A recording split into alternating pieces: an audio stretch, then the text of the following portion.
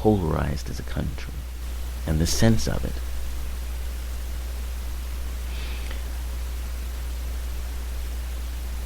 And what I would say, using the sort of gaming virtual reality metaphor,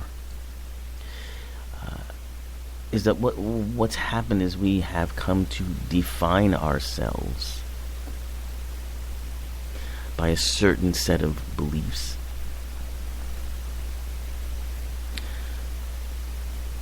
That we think of as our identity. That's who we are. And that can be, I'm a liberal progressive, and this is what I believe. I am a climate change advocate. That's what I believe.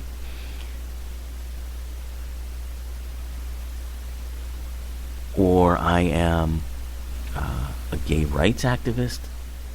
As a gay man or a woman, that's my identity. That's who I am.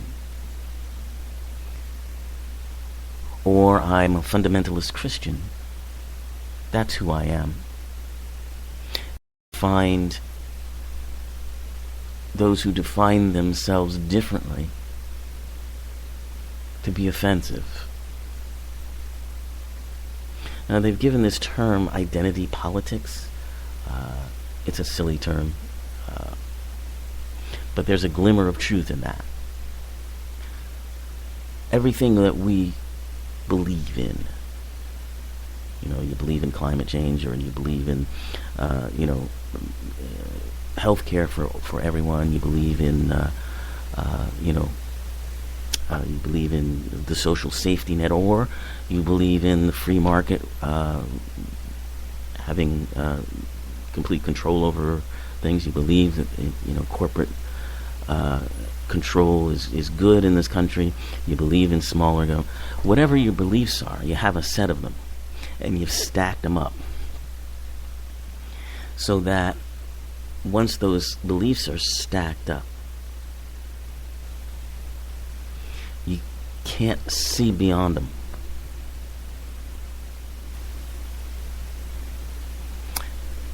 And when you come across someone else who's got a stack of beliefs that you just find to be ridiculous, you can't see beyond those either. And then your stack of beliefs gets threatened to be overturned by someone else's stack of beliefs, because they don't have the same stack of beliefs that you do. And they're challenging your stack of beliefs. But you've defined yourself by these beliefs. This is you. And if you don't have those beliefs, then what do you stand for? Who are you? This is the basic a conflict that we're in right now.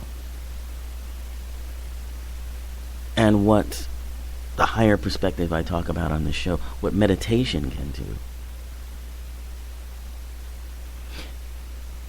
is strip away those beliefs. Because what happens when you put those beliefs aside? You just knock them down. Just get rid of them. What are you left with? Who are you without them? That's the question you can ask when you're in meditation. Because what happens when you go into meditation and you transcend that stack of beliefs, you find your interconnectedness again. Or you can.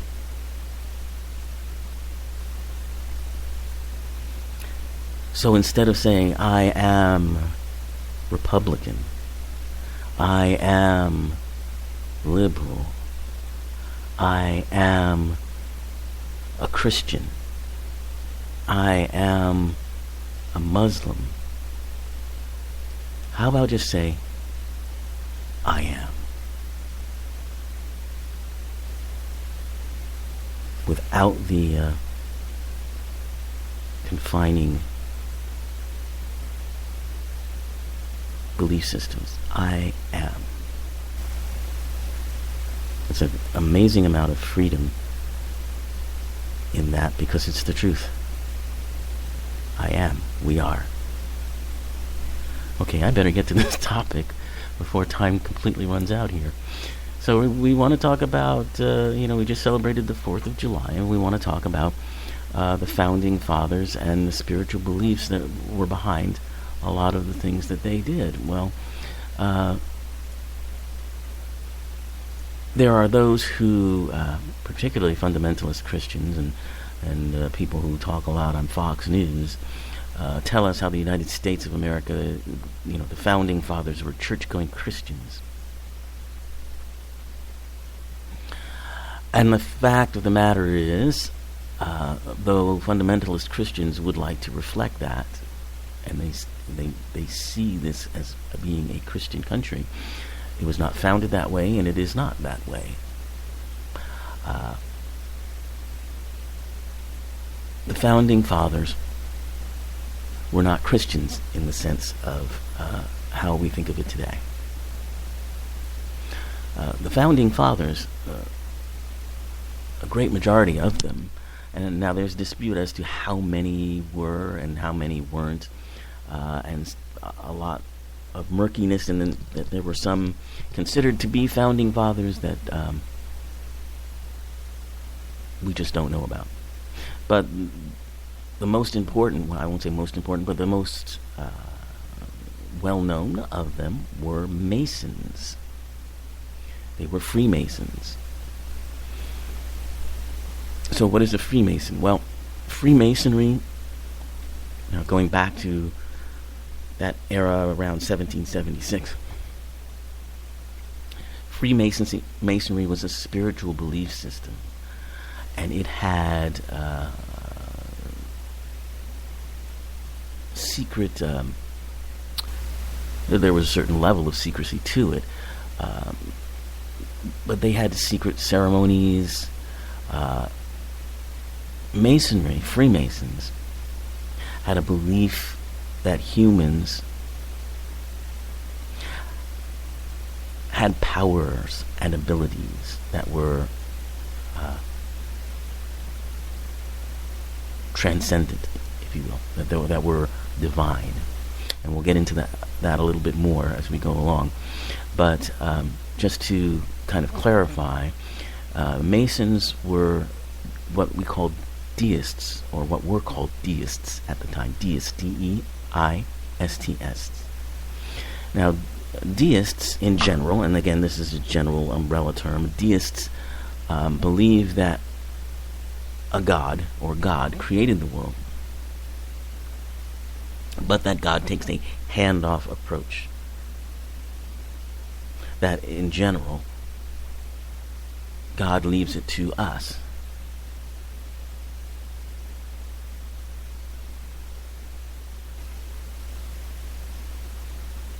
Now, Christians are theists, not deists with a D, but theists with a T-H. And theists believe that God interferes with, or can interfere with, what's happening in the world,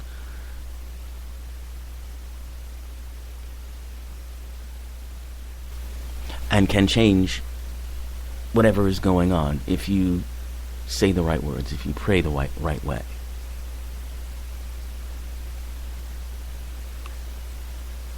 So basically, in having a deist perspective, there wasn't a belief among the founding fathers that somehow it was God's will that the colonies break away from England, and it wasn't God's will that there be a United States of America. But it was a creation, a choice. And we'll get more into that in just a minute. As I mentioned, there was a lot of secrecy or occultism, and Masons were considered ceremonial magicians. George Washington would perform Masonic rites, and did so when the Capitol building was being built here in Washington, D.C. They signed the Declaration of Independence on July 4th based on astrological timing that they thought was very significant. And the timing, 12 noon at Philadelphia, also worked out astrologically. And that's the time when John Hancock placed his signature on the Declaration. So these signs, these symbols upon which the country was founded were worked out as ceremonial magic, basically.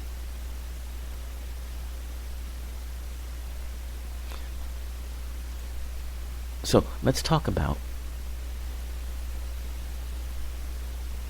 what the Masons believed.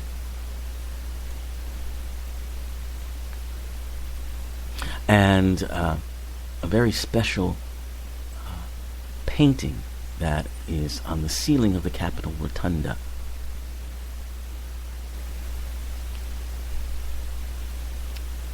And much like that amazing painting that hangs from the Sistine Chapel, created by Michelangelo, there's an amazing painting that hangs from the Capitol Rotunda.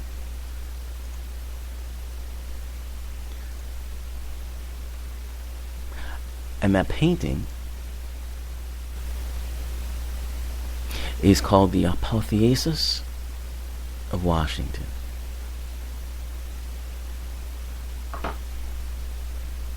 And the Apotheosis of Washington is a representation,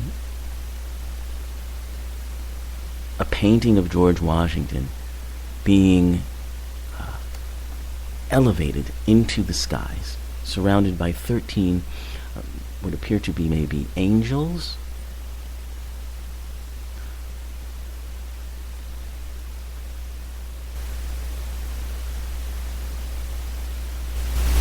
and the banner that they are holding says, "Out of many, one, e pluribus unum," which is translated as "out of many, one." But e pluribus unum in Latin means more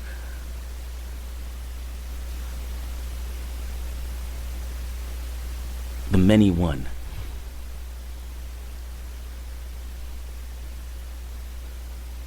So the apotheosis is, and apotheosis in Greek means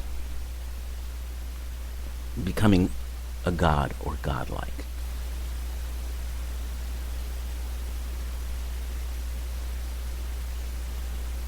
And in this painting, George Washington is surrounded by figures from classical mythology. I'm looking at some of them now because I have the picture up here. Victoria is a goddess of victory, the goddess of liberty.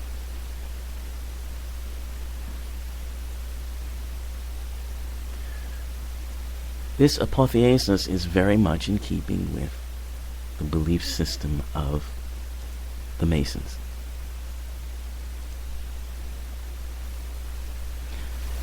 Basically, the Masons believed that the Bible, and they did believe in the Christian Bible, but not in the way that Christians believed in it.